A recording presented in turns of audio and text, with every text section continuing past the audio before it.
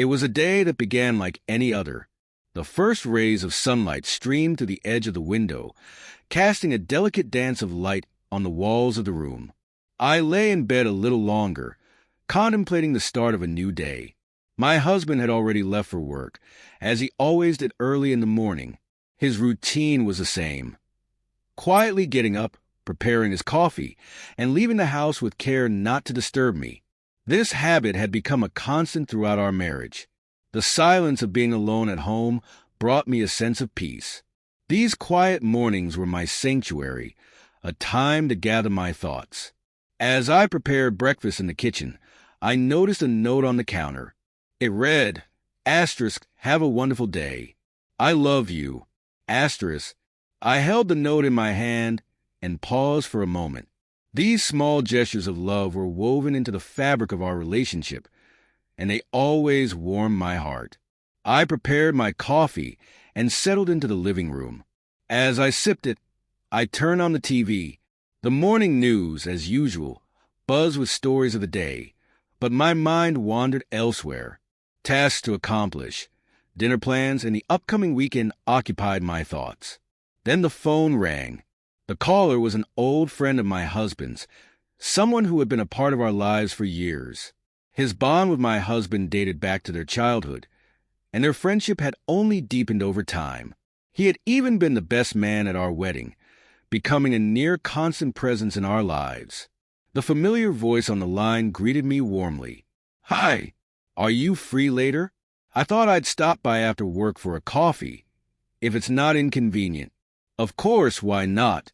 I replied. His visits were always comfortable, like a casual rhythm in our routine. Yet, as I hung up the phone, a faint unease lingered. It was subtle and easily dismissed, but it stayed with me. As the afternoon approached, I busied myself tidying up the house. I straightened the living room, set the table, and put the kettle on for coffee. When the doorbell rang, I found myself smiling involuntarily as I opened the door. He greeted me with his familiar warm smile and handed me a box of chocolates. "This is for your husband," he said with a friendly tone. These little gestures reminded me of why people liked him so much. We went to the kitchen and prepared coffee together. Our conversation quickly shifted to old memories. Stories of his and my husband's adventures, funny incidents, and shared experiences from years past. Each tale was like a sweet thread in the tapestry of our shared lives. But as he spoke, I noticed something. His gaze lingered on me longer than usual. At first, I brushed it off. Surely, I was imagining things. Sometimes, the mind misinterprets what it perceives. As the minutes passed, however, I couldn't shake the feeling that something was different. His words carried a subtle undertone that unsettled me. As we sipped our coffee and reminisced in the living room, the atmosphere changed. The friendly ease of the visit gave way to something more complicated. Then he spoke. "I haven't been getting along with my wife lately," he said, staring into his coffee cup. His tone was serious but hesitant. At first, I thought he was simply confiding in me, as close friends do. But there was something in his voice, a heaviness that made me uneasy.